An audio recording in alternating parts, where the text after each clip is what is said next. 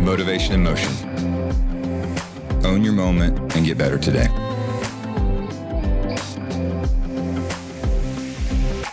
Introduce yourself, Coach. You caught me off guard. All right. Okay. All right. I'm Tom Cobble. I grew up at Minco, Oklahoma. Okay. Went to school at the University of Central Oklahoma. Played football for a year. Had a knee injury for the rest of my life. You know how that goes. Okay. So I love this place. It's so different than it used to be. Yeah. I went into high school coaching and coached football and basketball and track and did that for about 42 years. And Okay, so I'm pause you. Tell me where those stops are on that coaching I can't for 40. remember all that. Well, I'll help you. I've got them written down. I can, but maybe not in the right order. Okay, that's okay too. But, Fairview, Minco, Okay. Yukon, Kingfisher, Right. Western, Weatherford, Chickasha, Okay. State championship at Weatherford. Enid. Enid. Loved Enid. Okay. Enid's a great place. Okay. Um, What Duncan. made Enid special? I got to pause you. What made Enid special? You're going down this list and you Yeah. pause and go, I love Enid. Enid is a big version of Minco. It's Okay. just a big number of people there, but it's just a homey town. Okay. It's stuck up there in North Oklahoma, and nobody bothers it. It's hard to hire coaches up there because it's off the grid, but it's just really good folks, and it was a great place to raise your kids. Okay. So not going to win a whole lot of games they used to, but things Yeah. have changed. Yeah. Yeah. So my wife taught English, and we hooked up. We lived in 9 different towns and coached and taught at about 11 different places. And my son followed us. He was the head coach at Stillwell and Duncan. He's going to Chickasha now, so Okay. we're happy about that because he's closer. Okay. That's great. Worked for the Fellowship of Christian Athlete for 6 years with John Odell, and 6 of the best years of my life. It was just awesome. Okay. Go about a little bit more. You got a few grandkids. More than a few. I got 13 grandkids and 1 great grandkid, and our family's just a zoo. I mean, my wife had 2 daughters, and I had 2 daughters, and we had a son, and trying to weld all of them together has been a job. And our daughters love each other to death, and sometimes the periphery is a little bit different, but 2 of them are in Dallas and 2 in Oklahoma City, and not sure from day to day where JT is. He checks in every once in a while. Okay. But it's hard. I grew up, the whole family got together on all the holidays. Can't do that anymore. I mean, they've got their husband and their kids, and they live a long ways away, so we just get them as much as we can. Okay. So that's part of the family structure that, in my opinion, is not as good as it used to be. Yeah. And I contributed to it, so I can't complain too much. So the knee injury ends the college career. Yeah. So then what trajectory takes you into coaching? Well, I was going to be a coach. There's pictures of me when I was 6 years old and shoulder pads and a football helmet. And my dad wanted to be a coach and went to the war and didn't get a chance to, but he was a late coach at Minco for a few years. And actually, not just because of my dad, but one of the best football minds I've ever been around. And John Odell may remember, but back when I was a kid, there was a deal in the newspaper called "You Be the Quarterback," and it would give you a scenario, and then you'd pick the right answer. And my dad went over that with me every day. And why would you pick that? Why would you pick that? And then that's where I learned the football that I learned. At a young age. The first analytics were from the newspaper. Yeah, the Daily Oklahoman. Okay. Yeah. I didn't even know this existed. Well, probably not many people do. Oh, that's great. Now talk about, this is a number of years you've coached. I mean, so let's just take back and let's go. Let's talk about the state championship run at Weatherford. Well, I have fond feelings for Enid and Weatherford as well. It's a great community, and I inherited going into a really great program. Woody Roof had been there and had really gotten things going well, and I picked up where he left off. Then he came back and picked up where I left off. So that went well. But great kids, and a lot of, like I say, family structure there that's as you want it to be. But on that 4A football team, I think we had 5 or 6 kids that played Division I football. Well, that's pretty strong in that division. That season, that's championship season, and then the run that we had at Enid going to the state championship till we ran into Jinx. I mean, they were just kind of magical. A lot of things were happening, a lot of great kids, and just had a lot of fun being there. You know, Colby Miller, our quarterback, was a great quarterback. OSU recruited him and offered him a scholarship to be quarterback. He signed with Atlanta Braves and was a pitcher. So, you know, those kind of kids don't come along too often. And Wes Sims down at OU and guys at OSU. So this is really Those fun. are some good names. You don't have to coach much; just get them on the bus on time. There's a few guys like that for sure. We've all been blessed. I want to talk a little bit about Faye Odell. So we started this process to really kind of continue on with what Faye did such a great job while he was living, which was just inspiring and encouraging coaches. And so, talk about his impact with you. In a minute. Okay, that's fair. That's fair. He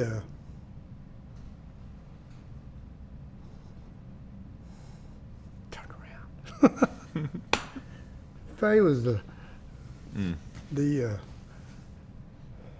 first guy that I heard speak that I stood up and cheered for and cried for.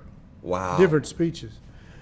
You know, first time really that I was touched in my life like that. And when was that? That would have been in about let me think here a minute, probably in the early 70s. Okay. I think I was coaching at Minco. And I'm not sure where Faye and I actually first met, but I invited him to come to our football banquet and be the speaker. And he came, and he did, and he came to 2 or 3 different places. And then we weren't great friends, we were friends, you know. And I was on the edge of Faye, but there was just so much greatness there. It was fun to be around. How dynamic that you could hear one guy speak and you stand up and cheer for him, and the same guy would finish a speech and you're weeping because of the emotion that's been brought out. And that's the way he affected most everybody, and his stories were both true and from the heart and embellished to the proper amount. And, right. So you know, he's a special guy. Okay. You guys obviously stayed in touch, and he continued. Did you bring him back to speak to other programs? He spoke several places for us at you know, I think we had banquets and graduations and just team events and things like that. Okay. And, you know, again, where I got to meet his son, John, and he just picked up and had the very same qualities as his dad did, as you would expect. So, you know, the legend lives on. Yeah. It's interesting. When you look back on your career, what do you hope they say about it? Well, I guess, you know, it's funny how that answer changes over the years. And, you know, earlier you say, well, I hope they say you won enough games or won a lot of games. But, you know, when it's all said and done, you just hope that the kids that you coached left better than when you got them. Yeah. And became great men, great husbands, had a great work ethic. And I think if you got most of your kids to, you know, go down that road, you're probably successful. Wow. Yeah, it's the perspective of when we're young. It's like, well, these are wins and losses. Yeah. I would actually argue the more I've been doing this and the more I've been getting to meet such great people like yourself, there's still wins and losses, but we're just doing them for a different reason. Exactly. Well, my son's coached now for a long time, and he's in a different place earlier, and even before I said, JT, it's not about wanting to win or coaching to win. It's go into a place and build a great program. Yeah. Build a great program, the best it can be, and then the wins and losses. You don't have to worry about the wins and losses. If you build a great program, whatever kids you inherit, they'll be the best they can be, and if they're good enough, they'll win. And if they're good enough, they'll be champions. And if they're not, the next group will. So build a great program. I've just loved the opportunity to get to meet you, and I know we've met each other. I'm still not sure where. I'm exactly at a banquet or something. Something, right? You know, the one thing that I want to talk about a little bit is just, you know, the emotion that you pause with when I just even bring up Coach. Why does it stir that for you?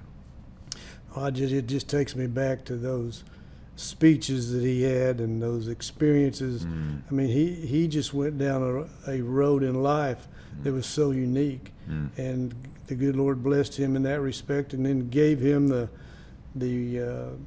speaking ability in his way, different than anybody else you ever heard speak. Okay. That just grabs you. I mean, you couldn't not pay attention, and you just couldn't not let that stir up inside of you. Yeah, when he started, it just, you wanted to listen. Yeah. There was something about the communication style. He had a certain look.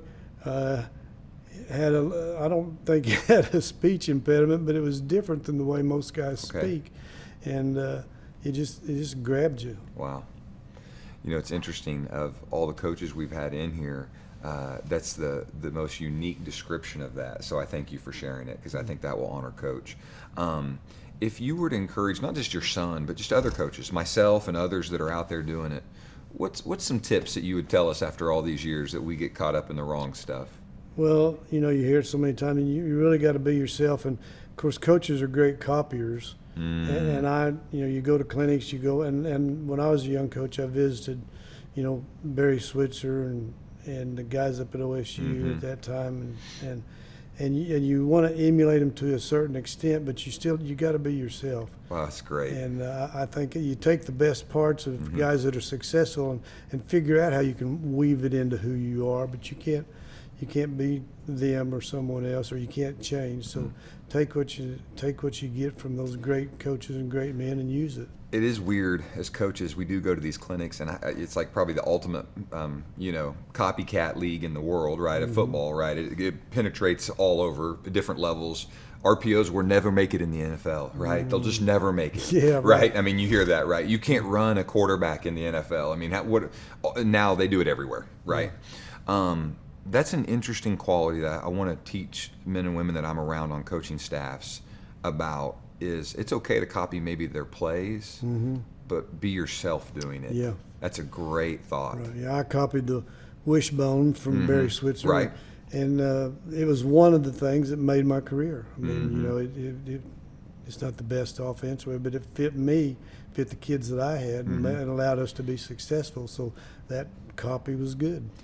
We were talking before you sat down about parents, and that's one of my favorite things is everybody's like, well, this offense is out of date, and this. Every offensive play was drawn to execute for a successful play. They're like, so whether it's the wishbone, right, or whether we're in gun RPO or whatever we're doing, they're all drawn up. That's what I find funny about the parents sometimes. Yeah. It's like, I need to bring you in and explain to you what we're doing on the board, but almost have a class of a whiteboard, and then maybe, but it'd probably make it worse. Yeah, we'd probably have more armchair quarterbacks if I did that. Well, it's just, in coaching, and a great friend of mine, Jerry Brazil, who actually ran track here at UCO, he made a great statement earlier. We coached together, and we were talking about coaching, and I said, what makes you what you are? He was so personal. He said, you coach them all the same, differently. I said, explain that. Yeah. Well, there's a lot of truth to that statement, and that affected me as I went on, and made me a better coach. And my coaching expertise goes from guys Lincoln Riley, who's pretty mild-mannered and easygoing, to Vince Lombardi. Well, there's a lot of difference between those two guys. Absolutely. And times have changed, but still, yet I think whatever offense you run, whatever you do, you still got to be tough. Yeah. You still got to block and tackle. Yeah. And you got to treat the kids all the same differently. Yeah, I love that one. Treat all the games same differently. I like that one. I'm stealing that one, Coach. I'm stealing that one. That's 100%.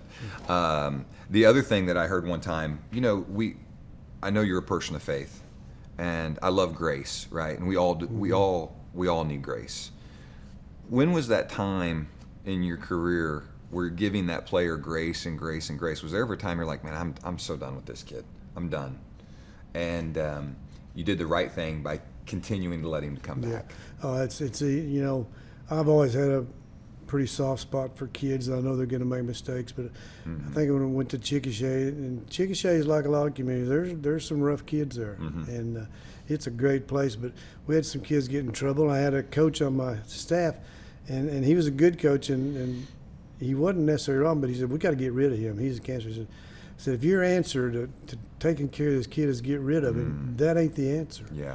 And I would keep it. Sometimes I'd keep a kid around to a fault. I mean, I got in a little trouble at state championship at Weatherford what was it, a night or two before that game, we had some kids get in trouble. Well, there's a lot of people throughout the state said, those kids can't play. And I said, yeah, they can play. I said, they're going to be punished and they're going to run 10 miles, but that punishment doesn't have to fit this crime. Yeah. And so I think, again, you treat them all the same differently. I love that one. That one's great. I'm going to use so often, I was on a staff and he used a phrase, don't be a spotter, right? Every coach can spot a problem. Or it's like, no, just go fix that problem, just right? Go fix it, but absolutely. I think when it comes to kids, we're so quick to point out their faults quickly as opposed to what they can do. Yeah. Right? And it's like, well, no, I need a kid that can play right guard. And that kid can do it. I know he's got these faults, but I'm going to hold him accountable and I'm going to continue to teach him. And I think that's the art form that's really kind of, I hope, that continues to get passed on by having men like yourself sit here. It's the patience to do that, right? That'd been so easy for you to say, okay, fine, get rid of him. Find another player. Yeah. Well, it's just, you just need in your coaching, I think you need about 90% encouragement and 10% criticism, and that criticism has got to be given with encouragement. Yeah. And that wasn't my philosophy 25 years ago. That wasn't part of coaching 25. That wasn't Vince Lombardi didn't do much of that and those guys. So, but again, kids have changed, parents have changed.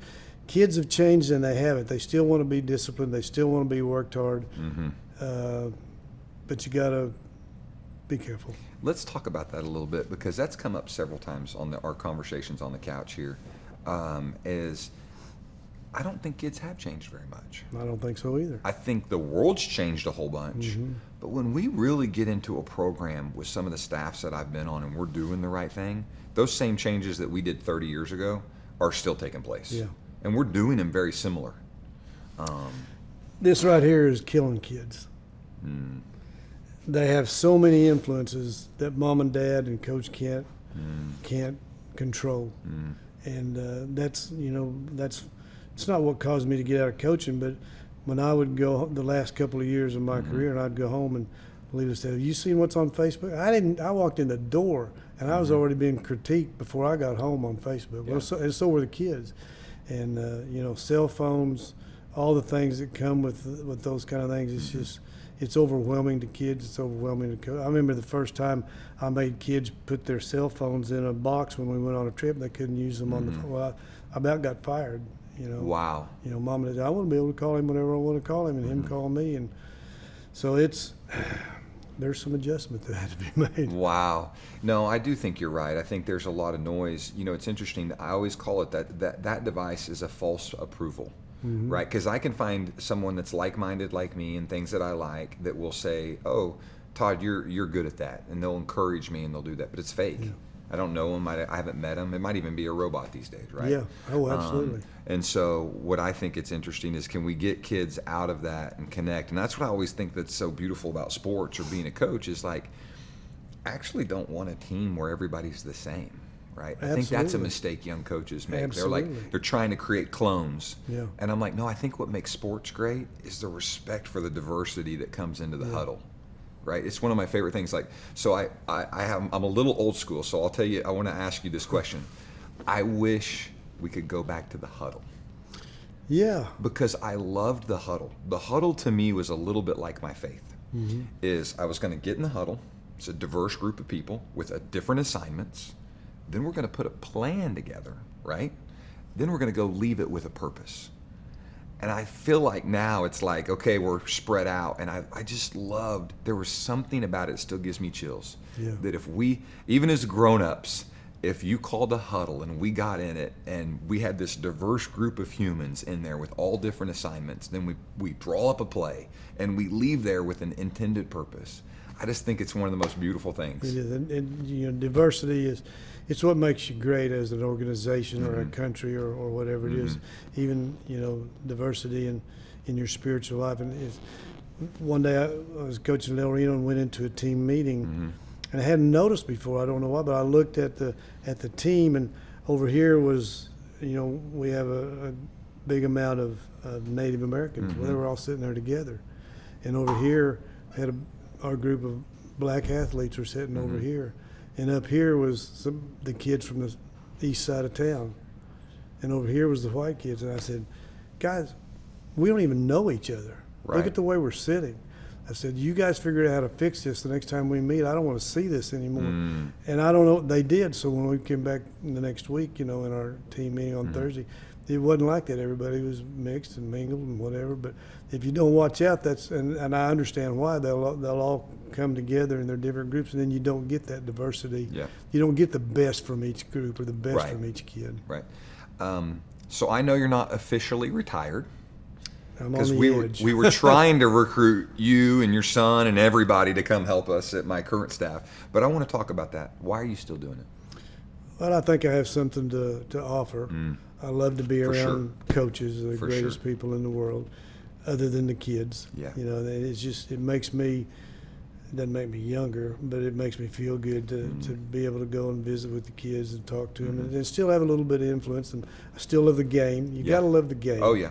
And so I've kept up to date. I don't want to get in double tie-dye particularly. I mean, I could. You can do some stuff. But it's fun. Yeah. Chickasha's not rolling out. We're not leaking anything. No. You're not going too tight end, too back this year? No, I don't think so. Okay. No. All right. It's funny. I joked with a guy the other day, and I said, a true fullback's played with so little, you would actually be like a change-up that week for the team. Those Mike linebackers would learn how to feel blast again. Yeah. Yeah, when you double team down and block out, and that fullback comes, that's an experience that a lot of kids don't handle real well. You might get away with it for a little while. Yeah. I know schematically there's ways to stop it, right? And it's a little easy to see coming, maybe. Yeah. If there's something that has stayed the same in all your years of coaching, on the coaching side of it, maybe it's a staff, maybe it's a characteristic. What's one of those things? Yeah, well, to me, it's the staff and how to handle the staff, and I mean, my career was blessed with great assistants, great coaches, and I said assistants, but we really weren't. We were just all did it all together, and I don't know if it was just luck or the community I was in, and I was lucky enough to have a little bit of success, but I was able to attract really good coaches and fun coaches. I mean, we had so much fun in the locker room and the coach's office. So that's one of the things I think has got to still be there. One of my favorite memories right now, just in my own career coaching, was I got asked to be on a staff and take a different role. And I could see the younger coaches not wanting to go be the scout team offensive coach. And at that time, that the offensive coordinator that I was working with was so talented, he didn't need me during that review period. And I went down there because that's also our head coach and defensive coordinator, and I love to compete, but those are next year's kids. Yeah. Right? Exactly. And I was trying to show those young coaches, so actually Coach Stanley tried the next year to take that away from me, and I was like, no, I'm running scout. Yeah. And so me and Coach Roberts, we loved it with a passion, because you're holding a card, so you don't even have to think about a play or a number. Yeah. You're just watching a football play on a card and then just coaching kids. Yeah, exactly. And I told one of the young guys, I was like, who wouldn't want to come down here and do this? Yeah. The other thing is, I don't even get in trouble if it's a bad play. I mean, I don't even get in trouble. Yeah, I don't know if you ever thought about it, but again, a time or two in my career when I was running the scout teams as a head coach, I'd hold the card up, and I'd turn around to say, you got it. And the kids, those kids they were so intent on the card. You go into the starters huddle, and it ain't that way. Absolutely. They're scared to death. They're like, oh my gosh, I'm going to get a defensive coordinator so yelled at me if I don't do what the circle says to the square. Yeah, exactly.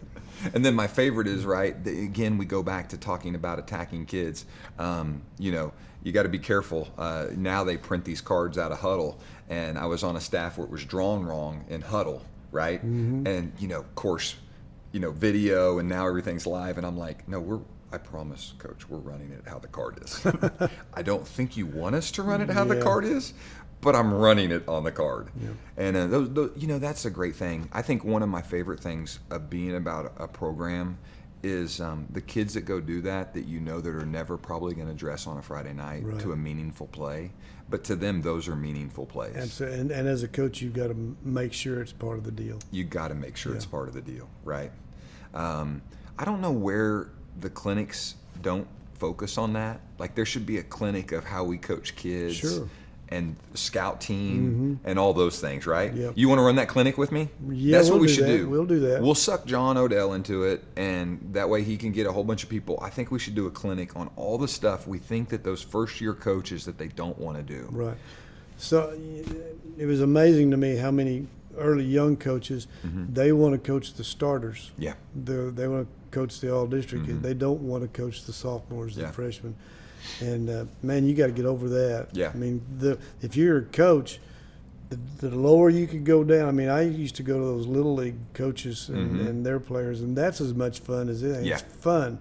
And coaching those high school kids, I mean, that's a vocation. That's where your bread and butter comes from. But if you want to have fun, go down there to those Little League guys. Go with those junior high guys. Well, wasn't it Faye that said he'd just be an 8th grade coach forever? Yeah. Right? I think he that had was it his. figured out. Yeah, and Absolutely. it was funny. I actually told another coach, I was like, I never thought of it. Now as I get older and I'm around that, what a great age. Yeah. Right? What a great age. They just soak up everything that you say, which is also something to be wary about. We have an opportunity as coaches to use positive, but we got to remind ourselves that negative teardown of what it can do and how it can stick. Yeah, absolutely. I mean, I still remember a 9th grade coach telling me he clocked me with the sundial, But what's funny is I carried such an axe of that coach. When I tried out on pro day and ran my first 4.59, I wanted to send it to him. Yeah, should have. You know what I mean? Sure. But it's the negative that he said to me. Now, I came from a little bit of a different family background, so that was kind of how I was raised. So I took the challenge. Yeah. Whereas others, it might not have worked out the same way.